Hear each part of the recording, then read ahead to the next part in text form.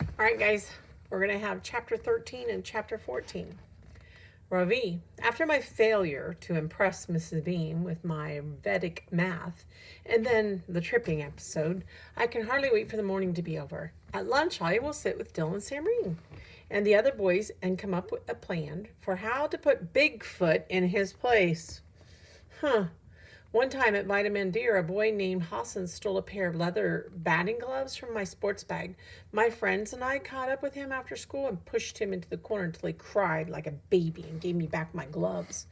Please take out your social studies textbooks and open them to page 10, Mrs. Beam tells us. Who would like to read the first paragraph in the class? Dylan starts waving his hand in the air, but Mrs. Beam chooses a boy called Keith Campbell instead. Most Native Americans were forced to leave New Jersey during the 1700s, Keith reads. Descendants of New Jersey Native American people hid or he stops before the next word. The word is assimilated, says Mrs. Beam. Class, please repeat after me. So we all say it together, assimilated. Can anyone tell me what the word means? Mrs. Beam asks. Mine's the only hand that goes up. Yes, Ravi, says Mrs. Beam. I start to stand up but catch myself in time. I've been awarded another chance to impress Mrs. Beam. I'm not going to give her any reason to find fault with me. Assimilate, to consume and incorporate nutrients into the body after digestion, I say confidently. She smiles, but she has that petty look again. I'm sorry, Ravi, she says. I'm afraid I couldn't understand you. Because of your accent, you're going to need to speak more slowly in class if you want to be understood. My face burns. Is there nothing I can do right? But I refuse to give up, so I swallow my pride and I start again. Assimilate, I say slowly, swirling my tongue around the words to make them sound more American. To consume and incorporate nutrients into the body after digestion. Thank you, Ravi, Mrs. Beam says, but the pity look's still there. In this context, however, the word assimilate means to try to fit in. Don't feel bad. It was a very good guess. A guess? Is that what she thinks my answer was correct? I'm 100% certain of that. I have a photographic memory. I can still see the definition from my 4th grade science book clearly in my mind. Mrs. Beam asked Keith Campbell to continue with his reading. Descendants of New Jersey Native American people hid or assimilated into white society. Very good, Keith, Mrs. Beam says when he has finished reading. Then she looks around the room. Who would like to read the next paragraph? How about you, Joe? Bigfoot practically falls out of his chair. No way, he blurts. Excuse me, says Mrs. Beam. Her eyebrows are twitching like electrified caterpillars. Mrs. Aaron would never have allowed a student to speak to her that way. I wonder what Bigfoot's punishment will be. But just then the door opens and a woman with white hair like a mop sticks her head inside. Hey, I'm here for Joe, she says. I'll keep him for the rest of the afternoon if that's all right. That will be fine, says Mrs. Beam. Oh, and did you get my note about our new student? I think he could use a little help. Could this mop top be Miss Frost, I wonder? I did get your message. If you want, I could take him right now, says Mop Top. The two of us can get acquainted. And if it seems like a formal assessment is in order, we can deal with the paperwork later. What is she talking about? Ravi, says Mrs. Beam. Go with Miss Frost and Joe, please. I look up at the clock, 11:25. What about lunch, I ask. You can eat with Joe and me, says Miss Frost. Do you buy lunch or school lunch, or do you bring it from home? From home, I say softly. I don't want to eat my lunch in the resource room with Mop Top and Bigfoot. I wanted to go to the lunchroom with my friends. Or my friend, sorry. Ravi, says Mrs. Beam. Miss Frost is here to help you. Please take your things and go with her. Hurry up now. I want to 1, tell her I don't need help. 2, show her that she is the one who doesn't know the meaning of assimilation. And 3, insult her hairy caterpillar eyebrows. But here's what I do instead. 1, sigh loudly. 2, put my things in my backpack. 3, go and get my tiffin box. Poor kid. He's having a tough first week. Chapter 14, Joe. Talk about perfect timing. I could just kiss Miss Frost. Well, not really, but I'm happy to see her. I'll keep Joe for the rest of the day, she says. Fine by me. Mrs. Beam asked Miss Frost to bring along Ravi along too. He seemed kind of mad about it. I was mad too when I first started going to see Miss Frost. I didn't like the way kids looked at me when she came to get me out of class. Now I'm used to it, and I like Miss Frost. I like being in the resource room partly because it's quiet there, and partly because of the M&Ms. Peanut M&Ms come in red, green, yellow, brown, orange, and blue, and they all taste exactly the same. I walk down the hall next to Miss Frost. Ravi walks a few feet behind us and doesn't say a word. "Here we are, Ravi," says Miss Frost when we get to her room. Miss Frost's voice sounds like a cartoon bird chirping high. Her hair reminds me of those long strips of cloth they drag over your car when you go through the car wash. She holds the door open for us, but Ravi just stands there. "Is something wrong, Ravi?" Miss Frost asks.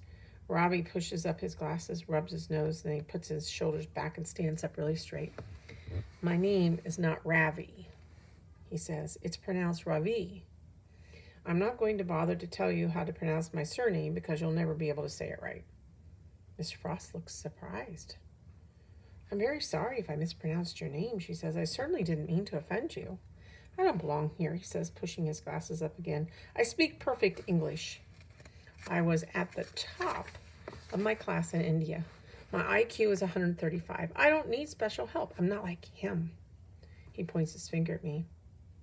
"I've been coming to Miss Frost's room since kindergarten. She was the one who figured out I have APD. My mom cried when she heard. My dad just got mad. He thinks APD is made up. He says doctors do that all the time just to make money. Have a seat, Joe. I'll be right with you," Miss Frost tells me now. I sit down, dig a blue peanut M&M out of the big bowl in the middle of the table, and I start sucking on it. "Ravi, Ravi," I say to myself a few times until it starts to feel natural. I bet I could learn how to say his last name too if I wanted to, but why would I bother? I have more important things to think about, like the fact that my dad called to say he's cutting his trip short and coming home early. I have a feeling it's because my mom told him about what happened in the cafeteria yesterday. Miss Frost takes Ravi over to the other side of the room to the listening lab. He sits down and puts on a pair of headphones, but his legs are jiggling around under the table, and I can tell he's still mad. For a minute, I thought maybe we could be friends, but now I know that's not going to happen. Whatever. Miss Frost gets Ravi set up in the listening lab. She comes over and sits down beside me. "You okay, Joe?" she asks. I shrug and I dig another blue peanut M&M out of the bowl because blues are my favorite. Ravi was upset, she said. "He's a long way from home, still adjusting. I'm sure he didn't mean to hurt your feelings." "He didn't," I tell her. "Everybody thinks I'm dumb. I'm used to it." Miss Frost looks sad. "Did you know your mom stopped by to see me on her way to work this morning, Joe?" she asks. "Oh, boy," I shake my head. "Why can't my mother keep her nose out of my business?" "Can we talk about something else, please?" I say. "Like what?" asks Miss Frost. I try to think of something that has nothing to do with my mom or her new job. "Hey, did you know that if you suck on a peanut M&M long enough and you're careful not to bite down, you can actually feel each one of the layers dissolving in your mouth?" Miss Frost smiles. "Go on," she tells me. Most people think there are only 3 layers in a peanut M&M. That's not true. There are 4. The first is the hard colored part on the outside. And then next there's a thin white layer. That's the part most people don't know about. Then comes the chocolate. And when that's gone, if you're done it right, you end up with a nice smooth peanut sitting on the end of your tongue. Miss Frost is still smiling. "That's a very interesting observation, Joe," she said. "It's also a sequence." Sequences are something Miss Frost and I have worked on a lot together. She says if I can think about things in order, first, next, then, and finally, it'll help my brain stay organized. "Pick your distractors," Miss Frost tells me. I get up and go over to a shelf filled with things like kitchen timers, wind-up toys, and music boxes, and I choose an old Mickey Mouse alarm clock and a battery-operated snow globe with a Santa Claus wearing a Hawaiian shirt inside. As I carry them back to the table, I catch a whiff of something spicy, and it must be Ravi's lunch. "Ready?" Miss Frost asks me. The alarm clock is ticking loudly. I set the snow globe on the table beside it and turn it on. A blizzard of glittering white snowflakes swirls around the plastic Santa Claus. "Ready," I say. She hands me a copy of Sports Illustrated. "First, find a page with no pictures on it. Next, circle all the words that begin with the letter T," she tells me. "Then, copy the T words on a piece of paper. And finally, fold the paper in half and bring it to me. Got it?" Tick, tick, tick. I tell my brain to ignore the sound of the clock and the swirling flakes in the snow globe and focus on what Miss Frost just said. Find a page with no pictures. Circle the words that begin with T, I say, repeating the instructions. Then what? She asks. The sand in the snow globe's holding a sign that says, Hollywood, here I come. That gets me thinking about Evan and Ethan. I wonder how they're doing in California, and that gets me thinking about the part in Bud, Not Buddy, where Bud tries to sneak onto a train with his best friend, Bugs, only he ends up getting left behind, and some girl named Deeza who wants to kiss him. Ugh, I don't know what I'd do if some girl tried to kiss me. Probably bite her. Then what? Miss Frost asks again. Crud. I totally lost my train of thought. Oh, I hate that when that happens. Focus, Joe, Miss Frost tells me. Tick, tick, tick. I close my eyes and I try hard to remember the rest of the instructions she gave me a minute ago. Copy all the T words and write them on a piece of paper. Fold it in half and give it to you. Way to go, Joe, Miss Frost says, putting her hand up to give me a high five. Miss Frost doesn't know that high fives are corny.